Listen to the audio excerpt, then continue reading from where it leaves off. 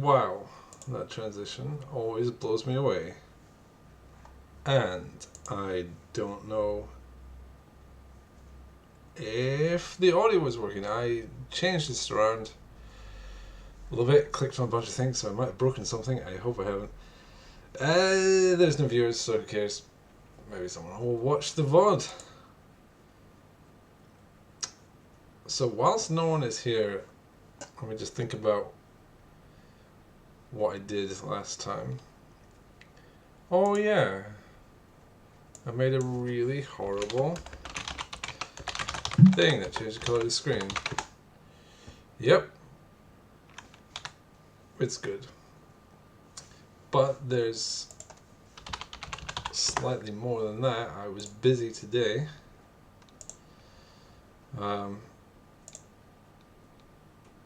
As I in the last stream I was talking about what I might want to use the engine for, like whether it's just going to be cubes or if it's going to be hypercuboids or other funny shapes, and I kind of didn't really want to do other funny shapes. And today, yeah, that works. I made a little Trello board.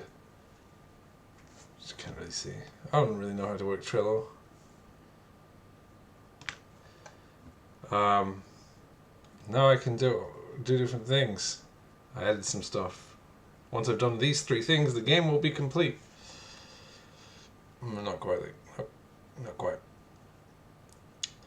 So come up with a structure for objects in Hypersurface. Oh, look at that! I can drag it across. Wow, this is like project management. I don't know if that's not very exciting, but I figured I should start early on that kind of thing. Yeah. I also last time looked a little bit at how this stuff was laid out, and whilst it's a bit hacked together, including some magical functions such as this same chirality function, which does a bunch of fantastic stuff. Essentially, I think it's doing the right thing, and I should probably heavily duplicate what's in my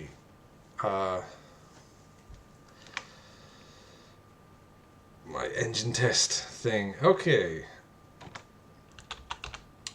gonna load up MS Paint. It's not really MS Paint, it's the Linux clone of Classic Paint.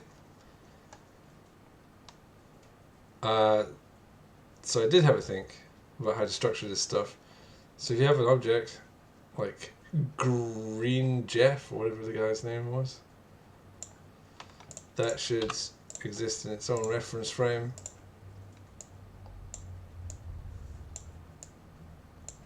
Which is then placed into a room's reference frame.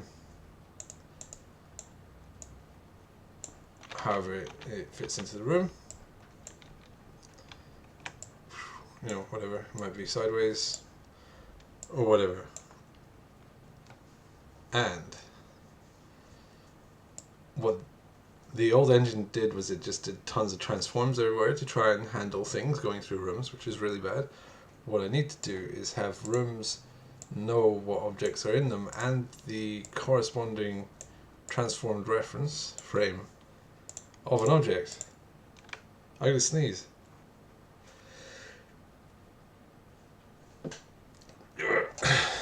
I did it. So a 2D example would be if you're a little 2D person living inside a 3D cube, inside the surface of a 3D cube. You could be here, or you could be here, and that's fine. Ooh. In either of those cases, you're just in one place, but the funny edge case that I really need to take account of is when... Whoa! Just erased the whole thing. I need to sneeze even more. Unbelievable. I don't know where the mute button is. Oh, I found it. Are we gonna sneeze? Maybe.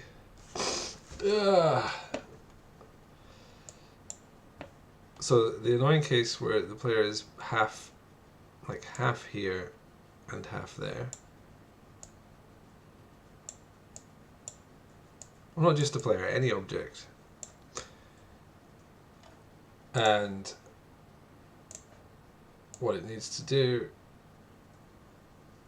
is each room should have the object in cached into a good reference frame, like the same reference frame as the room. Okay, just a standard basis. So one object, it knows primarily where it is and what reference frame it is, and it's also cached in the room or rooms, or I guess if it's at a real funny angle or something, it could be in 3 rooms.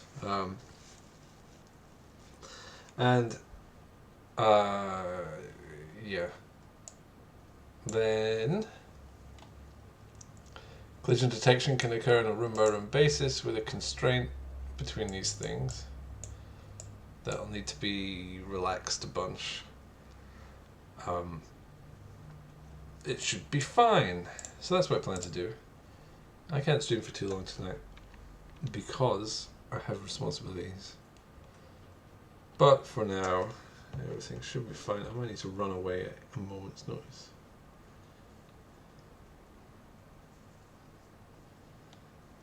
Yes. Okie dokie.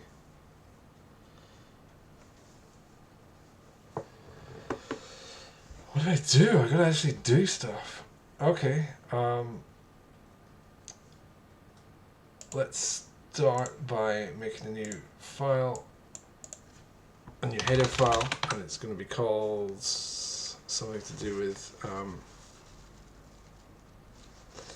oh god, this sneezes, I don't know where they came from. This is going to be called I can't really think of a name, so I'm tempted to just give it a stupid name that I can change later, but let's just stick with world, so HPP. That's what it's called in the other project, or partially called. Well, it doesn't really matter. Pragma once. So what do we need to start off? I'm gonna set that there. Just looking at my phone. Oh. How do I put insert mode on? Is that mode still? Right, so I want an enumeration of axes. I had this before.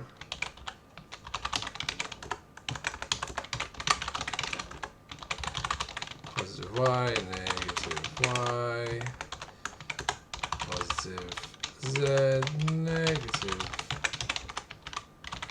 z. Positive w, negative w. I had an unknown one before, but I'm going to leave that out.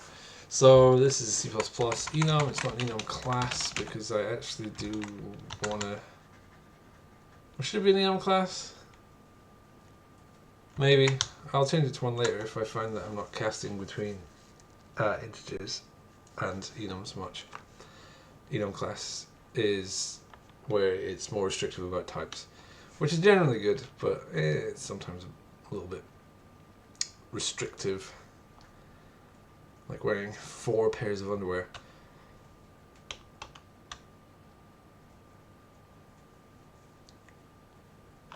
Oh, I know what I'm doing wrong. I've got OBS like this. Yeah, last time there was a lot of screen tearing all the time. The screen was just had bad tearing. I apologize for that.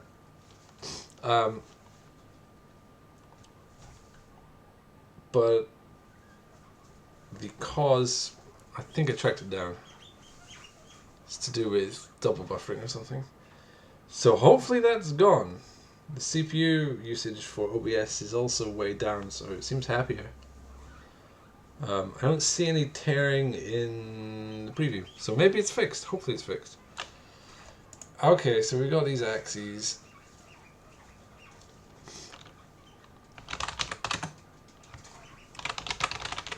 Now we want this kind of a reference frame.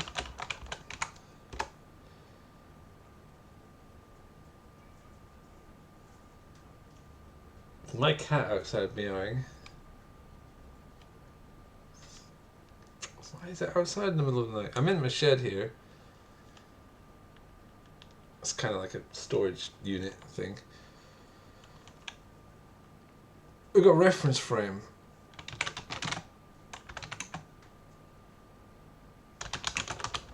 Oh, that's what I had before. So there's a reference frame that tells you how to make an axis of some dimensions, I guess. What I also want to put in here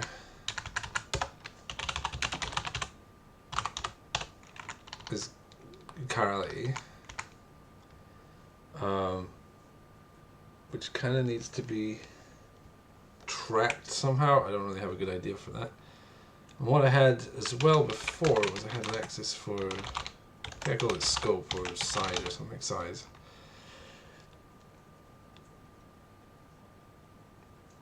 Does that make sense? Yes, so that makes sense. So this is going to be the side of the cube you're on. Now if this is 3D, it would be positive or negative x, y, or z. Just the first 6. The cube has 6 faces, 2 x-axis, 2 y-axis, 2 z-axis. Positive and negative. If you think of it, a cube centered on 0, 0, one of them's facing the positive direction, one of them's facing the negative direction. So this determines what side you're on. If this was a 2D person living in a 3D cube, there'd only be 2 axes. And they would be orthogonal. And the chirality would just depend if you could rotate it from one-handed or the other-handed. Something like that. Now, I don't want to tie... In the previous one, the side that you were on was literally just the room. Like, there was a hard wiring between there being 8 sides and 8 rooms, which is probably what I want, but I don't really want to hardwire it because I am semi-tempted to do cuboids. Yeah, I'm tired. But for now, I will leave it like that because a reference frame should still be on its side. For example, oh, you know what? A cuboid still has 8. A hypercuboid still has 8. But if it's a more unusual shape, it might have more than 8 faces, surfaces, but they'll still be categorized into the 8 standard sides. E.g., if you have a 3D shape made of cubes and it's axis aligned, the faces are all going to face one of the axes in positive and negative direction. So that's all fine. So there's a reference frame.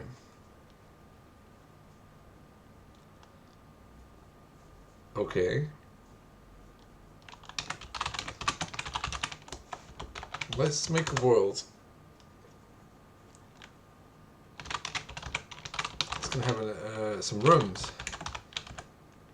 I'll give it 8 rooms. I'm going to use standard array. Whoops. Right. So it's got 8 rooms. I actually haven't defined what a room is, so, well, okay, now I have. Room is nothing, but one day something. I'm just starting off with simple structs here. That's generally how I approach these problems. I make data, then I make functions that act on the data, and eventually I sometimes turn things into classes and OOP. But for low-level stuff, I tend to do a data-first approach. Tends to work. I say that I've only got one half-working test engine after several years of development, so yeah, it works real well. Right, so we've got a room. I'm going to put some voxels in here. I'm just going to leave that as a comment. I'm going to put like a voxel area in there. but some number of cubey, Minecrafty looking blocks. I'm using them because I need to make a whole bunch of levels, and everyone knows that grid-based stuff is the optimal way to make puzzle games. Whoa! I shouldn't have said that. Now the puzzle Illuminati will be onto me. It's a simple way of making rooms. I probably want to customize them with geometry that makes them less cubey looking, like you can put ramps or whatever with static meshes and like fix them in place so it looks like they're part of the static world. But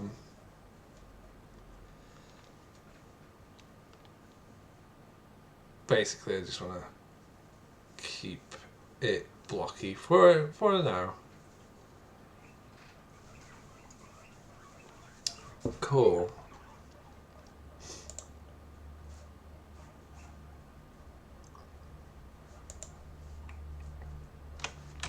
So should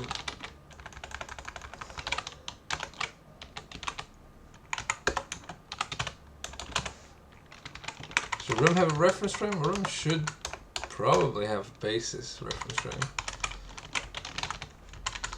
because these voxels are going to be specified somehow, and I want the I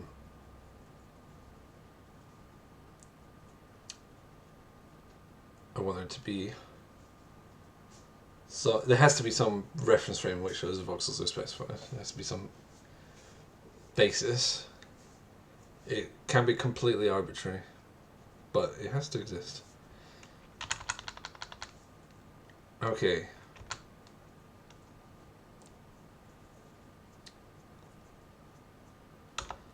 Right, this is giving me terrible vibes. I'm going to actually go peek at what I had before.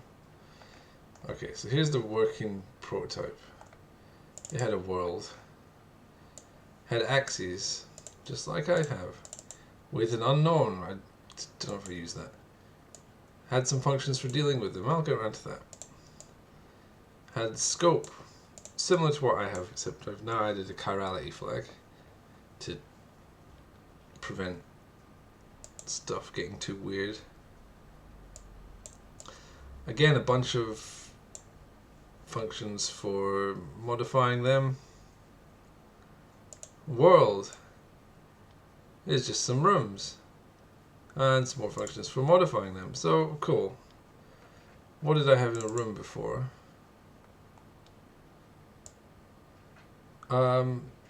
Not much, just the tiles, which is what I'm going to use for the voxel stuff anyway.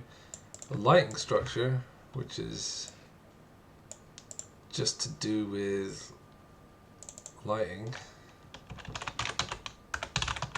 Let me just fix the includes. Okay, there we go. Yeah, that's fine. And some flags for rendering. And I used an enum to force the tiles into a certain size, or the room into a certain size. I will note there's no reference frame inside the room. There's a basis reference frame where it gives a bunch of basis reference frames, and yeah, okay. So I came up with something. I'm just clicking the back button to try and attempt to get back to where it was. Okay, here it was. It's not too far off. I'm on the same track, which is kind of obvious since I did the other one. But another thing I want to do, I want to make objects now. Now this is not how I'm going to do it.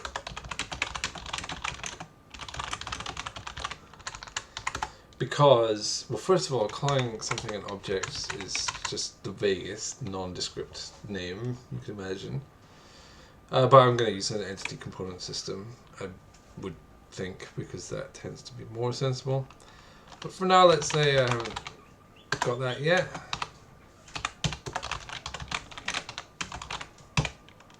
There's a real simple object. It uses GLM, which is a library for doing three-dimensional vector mathematics, similar to what you get in a shader.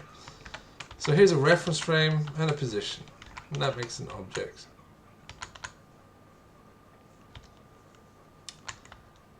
Now,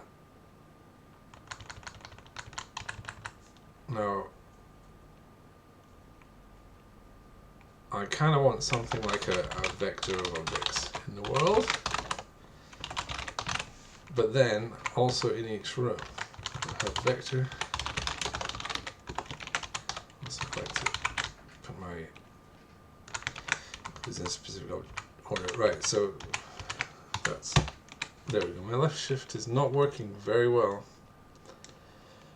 So I want to make a bunch of objects, which are reference frames and positions here. In reality, I will probably use an entity component system, so there will be other parts to this. For example, audio, models, physics stuff, just usual components that you might need. But for now, it's just a point, which is a pretty good starting place. Even when you have an entity component system, most things have a position. Not always. Sometimes you have like a sound effect that you might just want a global, I don't know, narrate a sound, or some other menu sound that you might just want to have no position. It's not positional audio, it's just some audio. But generally, I think a position is a pretty useful thing for an entity to have. And then voxels in the room. I kind of want to have a vector of objects here, but that isn't quite right. I really want to have like a object view, which is position and some sort of ID. Now these objects don't have IDs, but imagine this object view is in the room. There's no reference frame on it because it's already translated into the basis reference frame of the room, and the ID tells you which object it is, and the world has a big list of objects by ID, or something like that. Now, what the IDs aren't here. I'm just saying that's kind of like what I might want to do. Gosh, these sneezes. What I would maybe also want to do is cache the transformation matrix that goes to and from these between these two forms.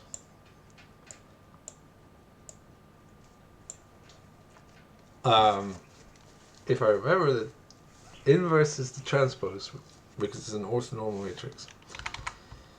So it's not complicated to work out, and you can actually just work it out from the basis and the reference frame.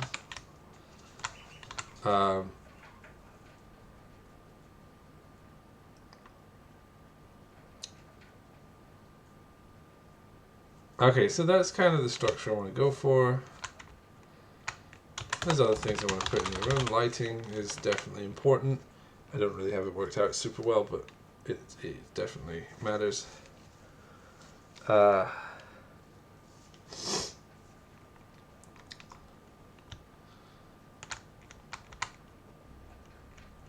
Okay, so that's something like that is what I want to go with. Now, I'll probably want to split this up into different files, but for now, it's fine as it is. So that means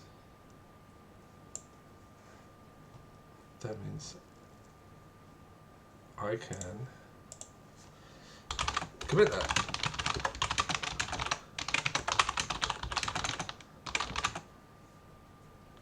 Test code, it's not even test code. Stub for world data structures.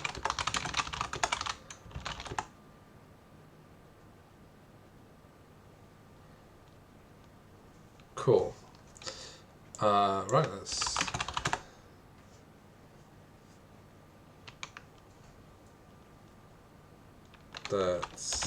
all good.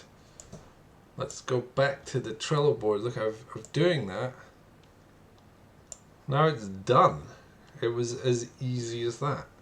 Except it wasn't easy. I had the answers prepared, and I've been thinking about it already today.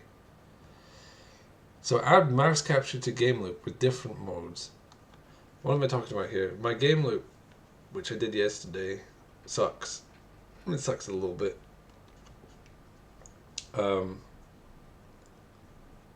It doesn't... How does it handle the frame rate? It waited until 1/50th of a second has passed, then it updated the game, and then it drew a frame, and then it just hangs again. So it's locked to max 50 frames per second. Probably also min handling is bad. Like is it gonna drop frames? No, it's just gonna. Yeah, it's just gonna go slow motion. Let me have a look at it.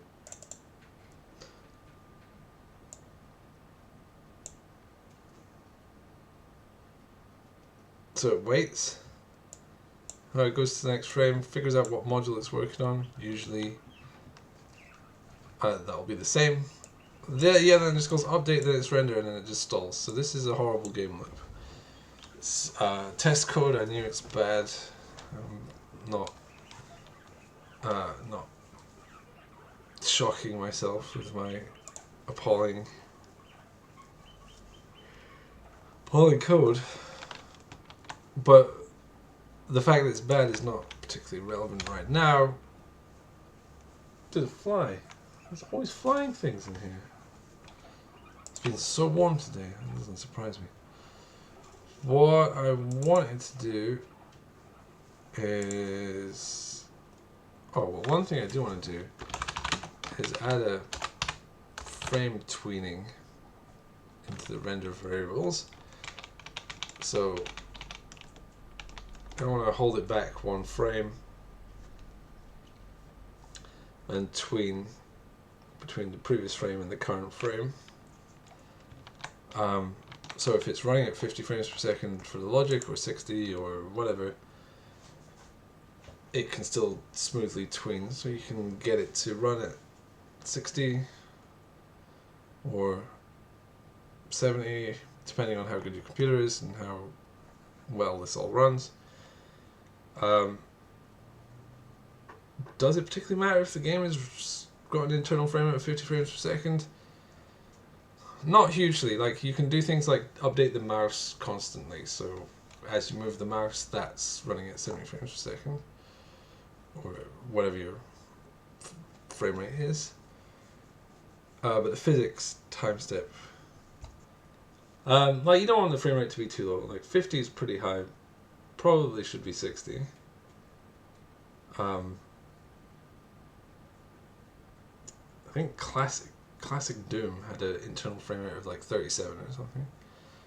It doesn't particularly matter. Like, you can't press buttons that fast. Like, there's a limit to how fast humans can mash buttons. And as long as your frame step is fine enough that it's going to catch all your button mashing and the physics is going to be stable, it really doesn't matter.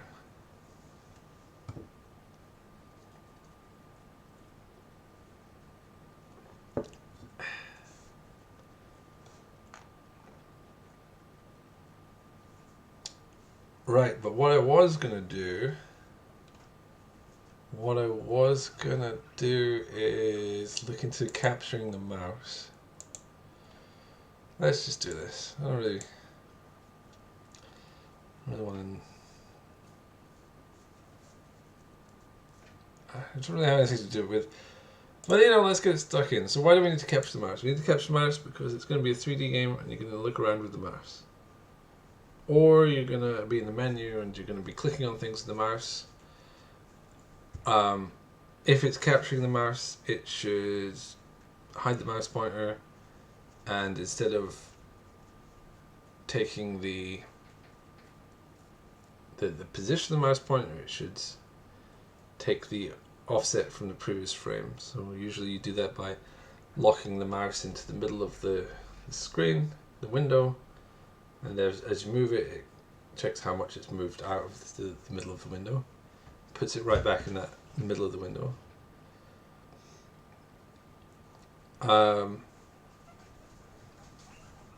The previous version does this. It's not complicated to do. So the old one does this. There we go, the mouse is captured. And I press escape and get the mouse back. It's reasonably nice, but it's also quite bad because if the window moves around, now the mouse is captured up there, and if I click the mouse, I put a breakpoint in. I alt-tabbed away.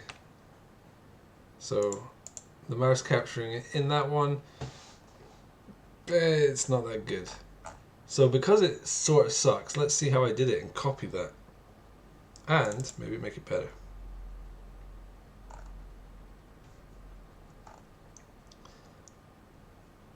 Oh, there we go. It's got a mouse capture variable. And we've got set mouse cursor visible. I also expect there's a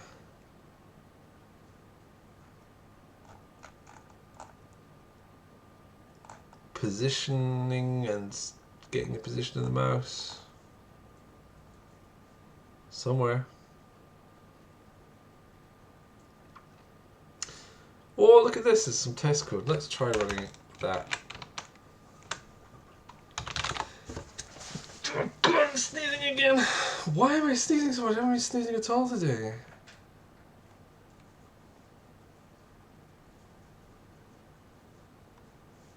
Why this doesn't build? Oh, because I renamed that from .h to .hpp.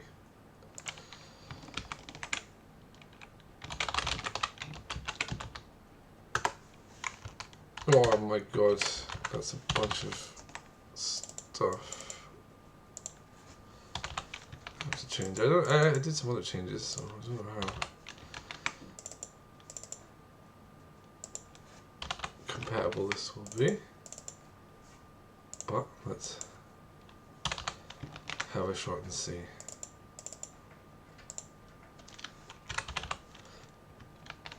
Refactor this.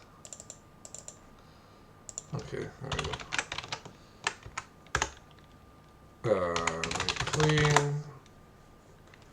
Wow, that means I haven't rebuilt this project in a while. Alright, I rebuilt it with the different branch.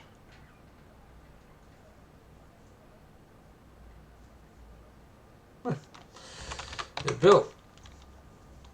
Oh, that's nice. Look at that. The test code puts holes everywhere. So you've got a fully reveals hypercube. Oh, that's good. So now you can do all sorts of stuff.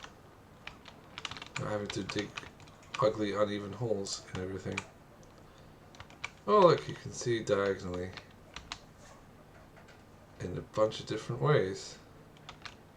Huh.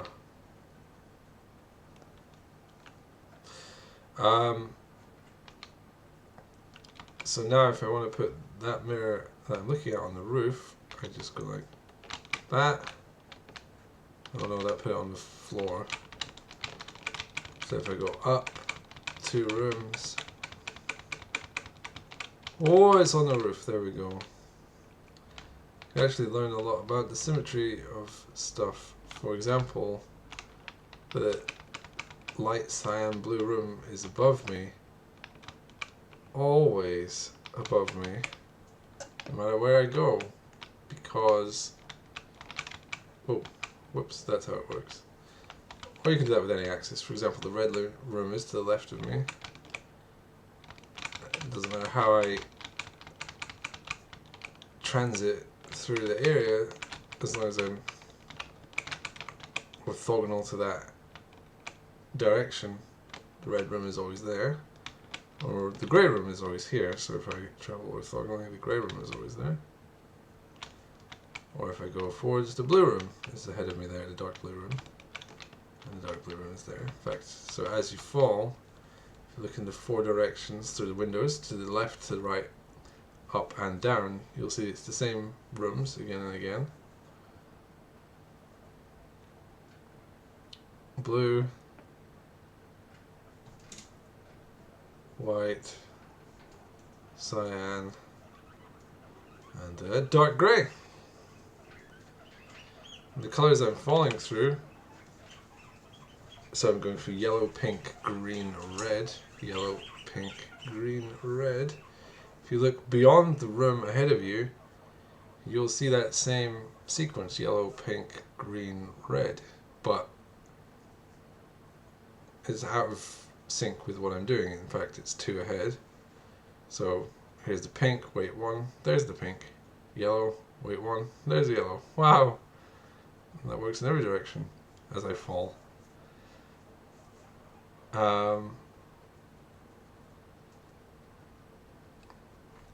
Yeah.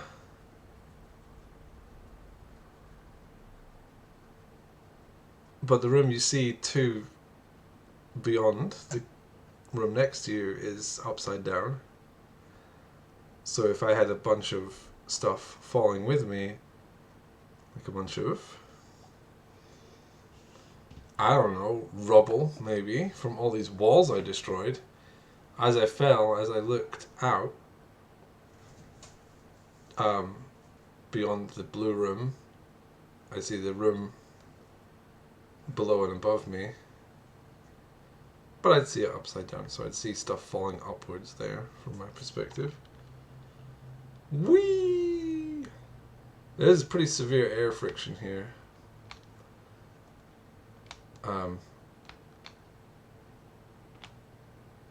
Yeah.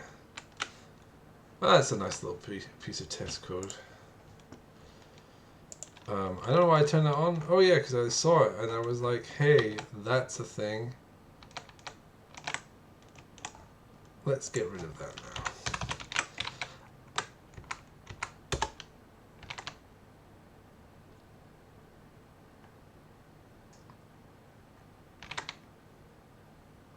now. Okay.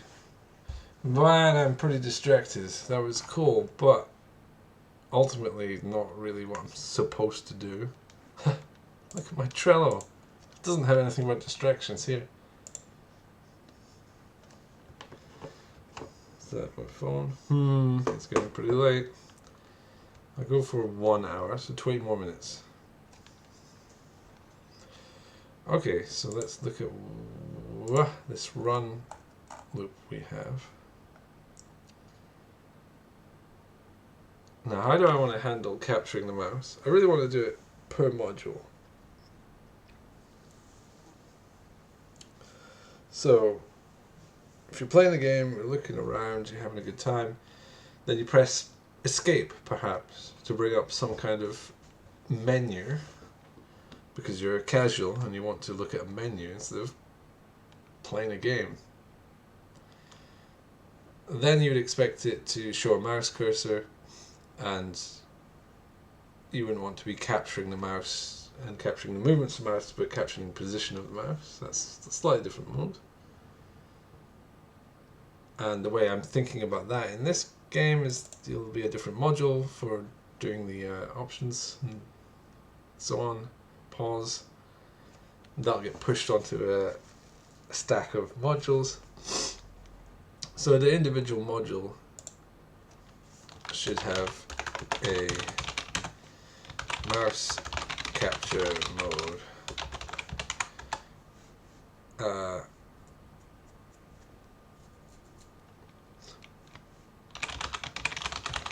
Don't capture, that's a mode. Oh my goodness, this fuzzy fly. It keeps pestering me, probably because it's been so hot today, I've been sweltering. So that's one. Capture position, that's another one. Or capture movement.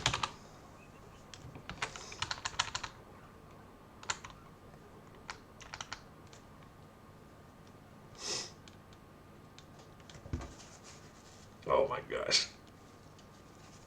And I want to do mouse capture mode and mouse capture mode. Where's this fly? I can't believe it. There was a moth last time. I don't know what I'm going to get next time. Some other flying creature. A bat or a pigeon or something. Okay, it's getting pretty annoying. What? Why?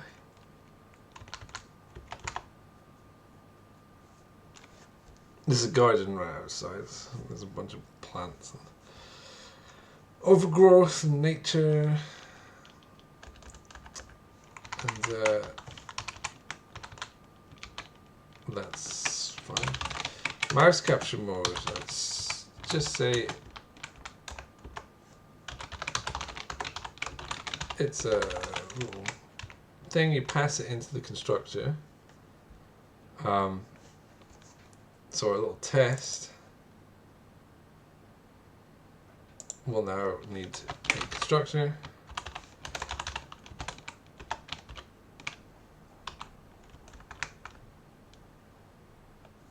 How did you guys?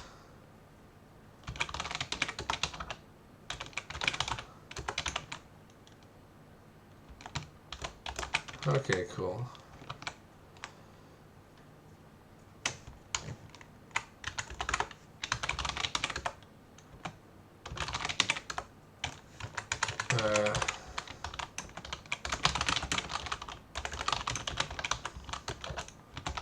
Cool. So it's fixed for the life of the module, and that kind of makes sense. Well, I can change it later, but having it fixed for just now makes it nice and easy. I don't have to handle if it changes or anything. It's just, yeah, you got your module, there's your mouse capture mode. Similarly, I can just have a mouse capture mode here.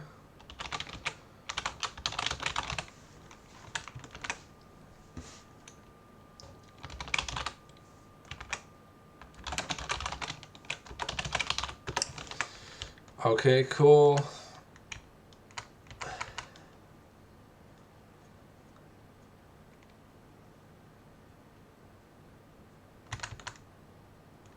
Changing module here. If module mouse capture mode not equals mouse. Oh no! Whoa! My shift key does not work. So, okay. Need to do some different mouse capturing.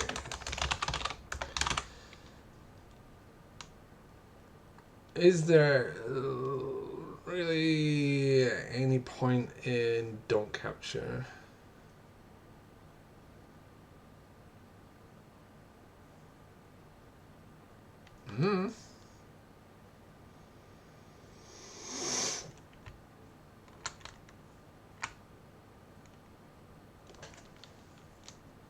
This fly is trying to get me.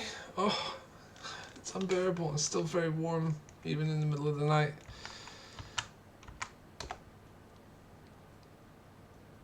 Okay, yeah, there could be a difference between don't capture and capture position.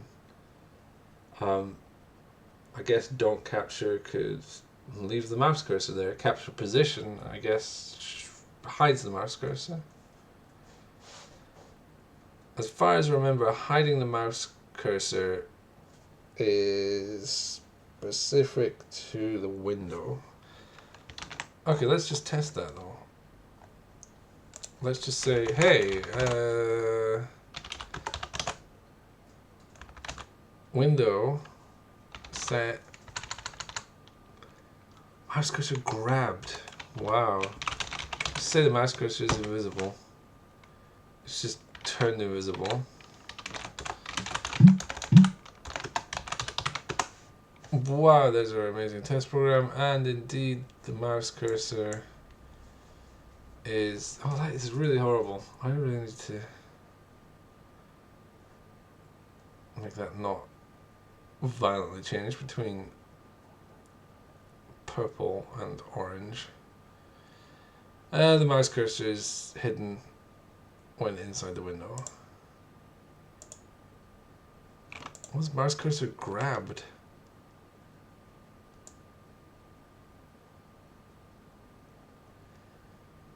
Oh, prevents it from leaving the Windows client area. Yes, that's probably quite useful.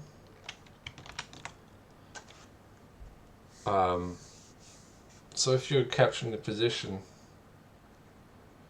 it's always going to set the mouse cursor to the middle of the window. And if you move it, it's going to see how much you moved it and then snap it back to the middle. And in that way it can pick up what the movements are. But if you like lunge, like you properly swing the mouse over to the side and click rapidly, you don't want your mouse to move so much that it moves outside of the window and then you click on something else and then the application loses focus or minimizes. And like, I can't see you, like, you can do this. I'm pretty sure you can do it in Minecraft in certain window settings, like in borderless window mode on Ubuntu, and so in certain circumstances. Maybe they've patched it out by now, but it's a thing that can happen. Obviously Minecraft's super exciting, so you're always going to be lunging and clicking, and this isn't. But why do it well when you can do it very nicely? So initially we've got don't capture, which just leaves the mouse alone. We could probably still find out where the mouse is.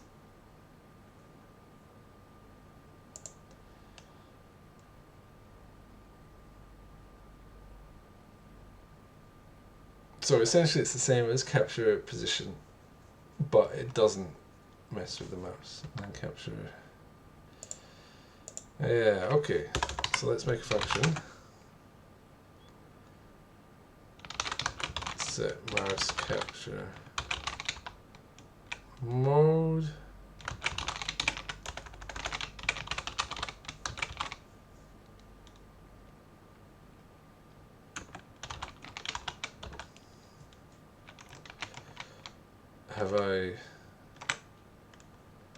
I have forward declared that. Well, this is where private implementation comes in. We'll just stick it in the private area. Set mouse capture mode. Okay, cool. It won't actually set anything.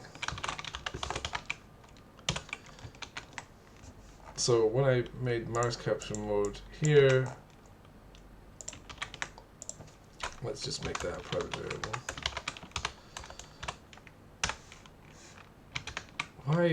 Why do I keep turning insert mode on?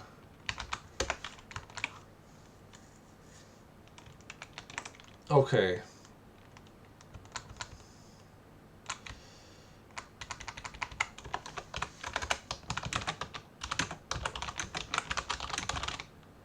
So that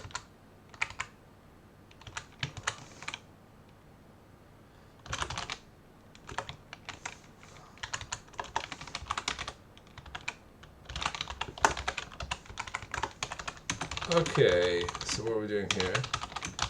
We're getting the mouse capture mode passed in, and we have one that we're currently doing stored. So we'll look at the stored one. We probably want to say if mode is the same as mouse capture mode, little m because it's the variable. Okay, we don't care. So okay, so what is the case is don't capture.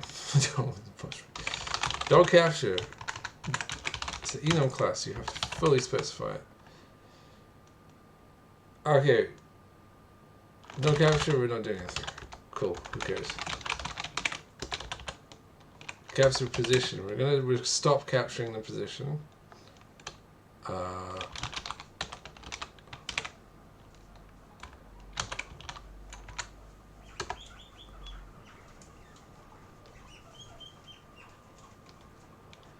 I'm capturing the position of the mouse. Do I want to lock it to the window? Do I want to set grabbed? I don't really want to set grabbed. So you were capturing position. Cool, turn your mouse back on.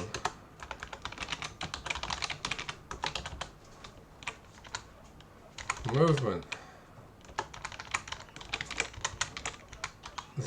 This is goofy because I don't really want to.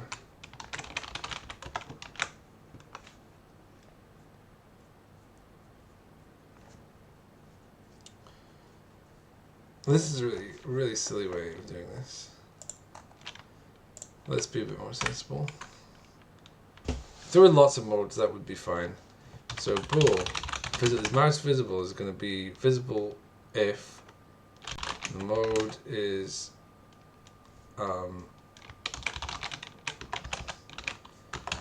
okay, grabbed. It's going to be grabs if the mode is mouse capture mode movement. Okay. Set mouse cursor visible. Now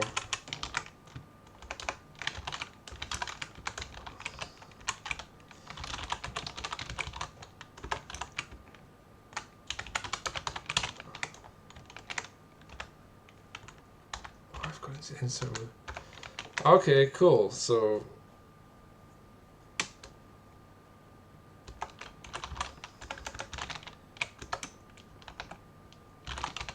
do I actually need to store the old mouse capture mode? Probably not. Might take that out. But there's complexity to this. If you Alt Tab, if the window loses focus, then you want to revert to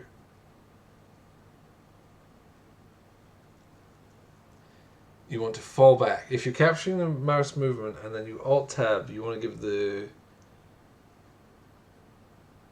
mouse back to the user. You don't want to keep capturing it whilst the Alt Tab, they're trying to do something else on their computer, and you should not mess with the mouse.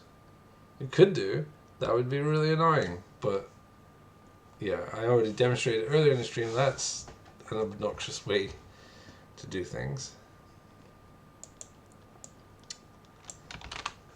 Okay, this is like way overly cautious.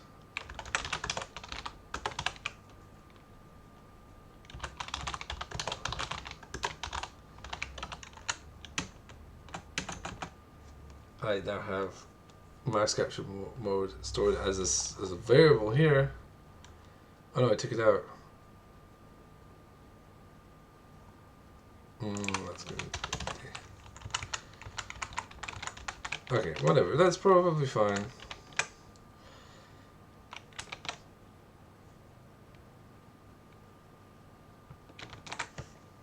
That's a complete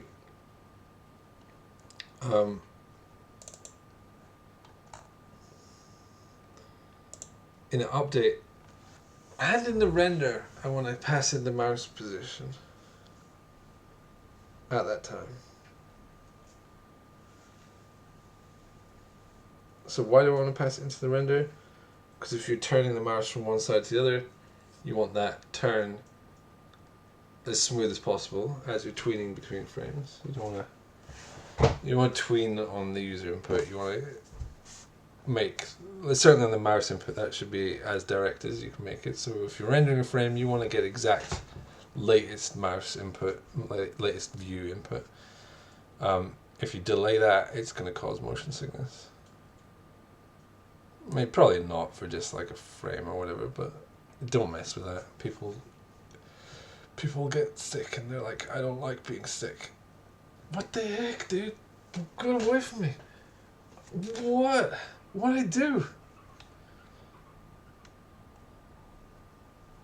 Whoa, it's up in the light fitting now. It's getting bigger. Things are really getting tense. I don't know if you can hear the guinea pigs squeaking in the background there here. It's probably them. They're probably stinky. Oh. They've probably been given cabbage.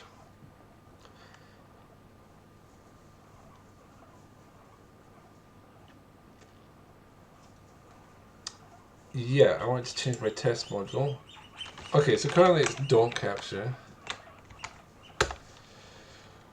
And indeed it does not capture. Let's try the other one. Capture position.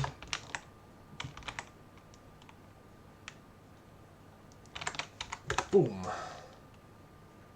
Well, that hides the mouse as intended. So if you have a menu or something, then that menu, you'll be able to click on things. I wonder what that does with full screen, because I can't really get it into... Oh my god, why am I broadcasting that in full screen? I apologize. That was probably unpleasant. Capture movement. Let's try that one. This one should be much more obnoxious.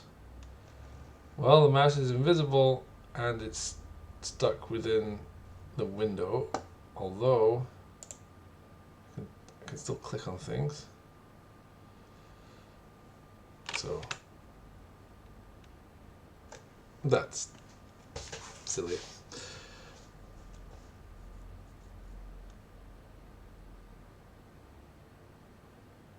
I quite would like escape to give focus. No, that's fine. Escape will do the menu, which should give focus.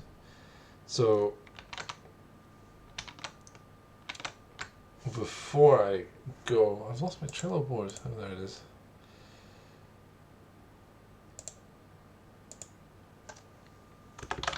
What? Edit. Edit. Edit. Oh my god. Edit labels. I don't want to edit labels. I don't know how to. Do I have to? Wow! I can move the whole kind of. Do I have to edit here? Oh, what? What? I can't put like a line return? Oh, Trello. You're making me sad. So if I press return now, it's going to be like, that's all you get. It has to be one paragraph. I can never do anything that requires a narrative break in its description. Bwah! Unbelievable. Well, add. So let's just mouse capture, capture position, values,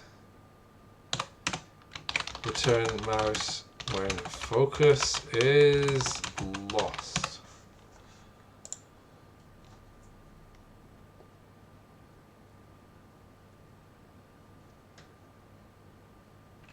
Okay, then rendering a voxel room is next. That's actually fairly complex. Well, it's not really super complex,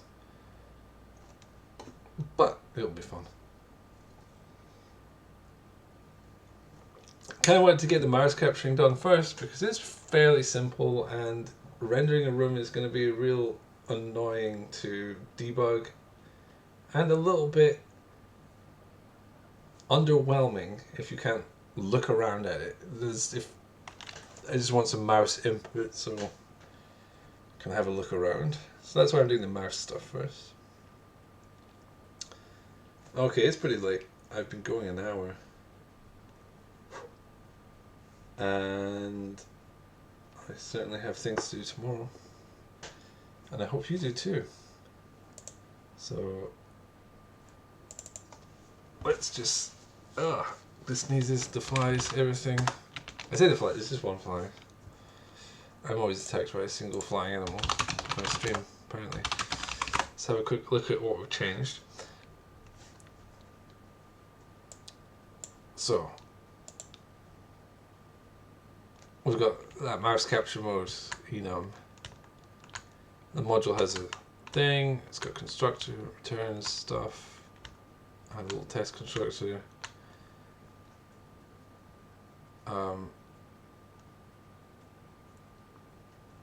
Mouse capture mode exists there. That doesn't seem very pointful yet, it seems pointless. But I'm going to put another function in to actually pull out the values of where the mouse is in terms of screen position, window position stuff. In which case you will actually need to know how you're capturing it, whether it's position or in terms of movement. Might also be nice if you capture the mouse movement, you want to lock the mouse to the center of the window, but when you unlock it, it might be nice to put it back where it used to be. Like you could just dump it in the middle, but that seems discourteous. Bring it back where it is. That's one of these things where if you don't do it, people will be like, oh, the mouse always appears in the middle, that's frustrating. If you do it, people won't think about it at all. It won't appear on their radar. Okay. Add first part of mouse capture. Let's push that. Boing! It's gone. It's off. It's backed up. Cool.